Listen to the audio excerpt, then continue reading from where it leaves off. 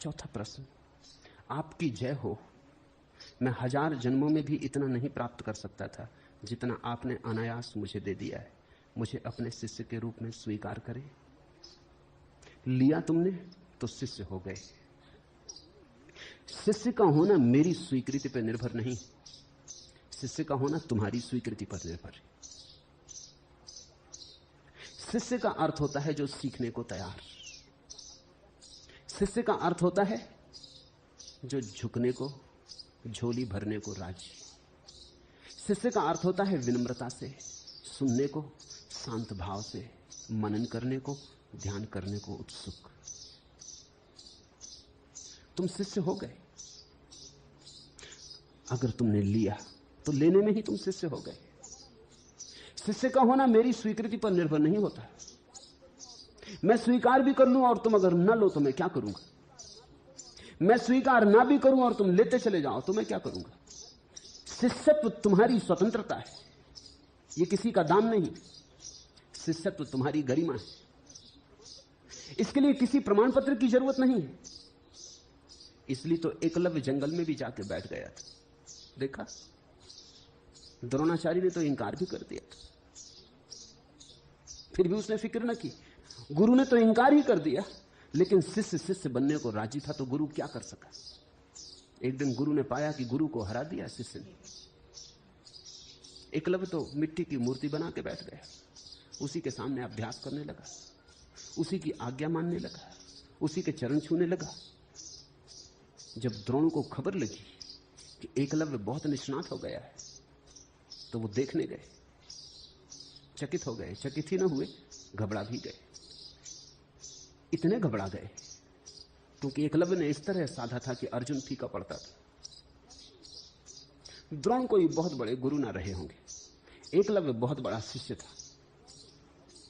द्रोण तो साधारण गुरु रहे होंगे, अति साधारण। गुरु कहे जा सके ऐसे गुरु नहीं। कुशल होंगे, पारंगत होंगे, लेकिन गुरुत्व की बात नहीं थी कुछ भी। पहले तो इसलिए इंकार कर दिया कि वो शूद्र था। ये भी कोई गुरु की बात है? अभी गुरु को ब्राह्मण और शूद्र दिखाई पड़ते नहीं। दुकानदार रहे होंगे, बाजारी बुद्धि रही होगी। क्षत्रियों के गुरु शूद्र को कैसे स्वीकार करें? समाज से बहुत घबराए हुए रहे होंगे, समाज पोषक और समाज के नियंत्रण में रहे होंगे, क्षुद्र बुद्धि के रहे होंगे। जिस दिन द्रोण ने एकलव्य को इंकार किया कि वो शूद्र था, उसी दिन द्रोण शूद्र हो गए। ये कोई बात हुई? लेकिन अद्भुत था एकलव्य, गुरु के इंकार की भी फिक्र न की। उसने तो मान लिया था हृदय में, गुरु बात हो गई थी। गुरु के इंकार ने भी उसकी गुरु की प्रतिमा खंडित न की। अनूठा शिष्य रहा होगा। और फिर बेईमानी की हद हो गई। एकलव्य को जब प्रतिष्ठा मिल गई और जब उसके कुशलता का आविर्भाव हुआ, तो द्रोण कब गए, क्योंकि वो चाहते थे उनका शिष्य अर्जुन जगत में ख्याति लब्ध हो। यह भी उनका ही शिष्य था, लेकिन उनकी अस्वीकृति से था। इसमें तो गुरु की बड़ी हार थी। गुरु जिसको सिखा सिखा के, प्राणपण लगा के सारी चेष्टा में संलग्न थे, वो भी फीका पड़ रहा था इस आदमी के सामने जिसने सिर्फ मिट्टी की अनगढ़ प्रतिमा बना ली थी अपने ही हाथों से, और उसी के सामने अभ्यास कर करके कुशलता को उपलब्ध हुआ था।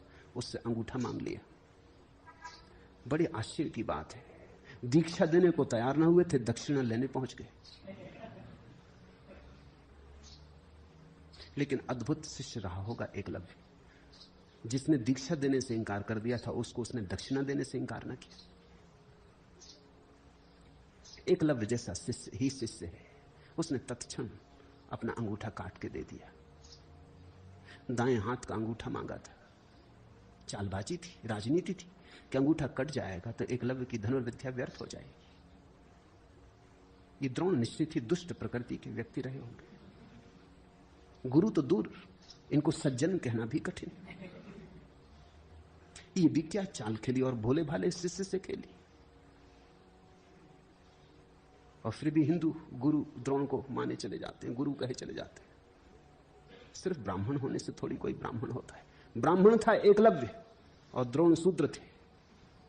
उनकी वृत्ति शूद्र की। उस ब्राह्मण एकलव्य ने काट के दे दिया अपना अंगूठा, जरा भी नानुच न की, ये भी ना कहा कि ये क्या मांगते हैं आप। देते वक्त इंकार किया था, तुमसे मैंने कुछ सीखा भी नहीं है। नहीं, लेकिन ये बात ही गलत थी, ये तो उसके मन में भी ना उठी। उसने तो कहा सीखा तुम्ही से, तुम्हारे इंकार करने से क्या फर्क पड़ता है, सीखा तो तुम्ही से। तुम इंकार करते रहे, फिर भी तुम्ही से सीखा। देखो तुम्हारी प्रतिमा बनाए बैठा हूं तो तुम्हारा ऋणी। अंगूठा मांगते हो, अंगूठा तो क्या, प्राण भी मांगो तो दे दूंगा। अंगूठा दे दिया। शिष्य होना तुम पर निर्भर है। ये किसी की स्वीकृति अस्वीकृति की बात नहीं। तो अगर तुम्हें लगता है कि खूब तुम्हें मिला तो बात हो गई। इसी भाव में गहरे बने रहना। शिष्य का भाव कभी खोना मत, तो अपूर्व तुम्हारा विकास होगा, मिलता ही चला जाएगा। शिष्यत्व तो सीखने की कला है।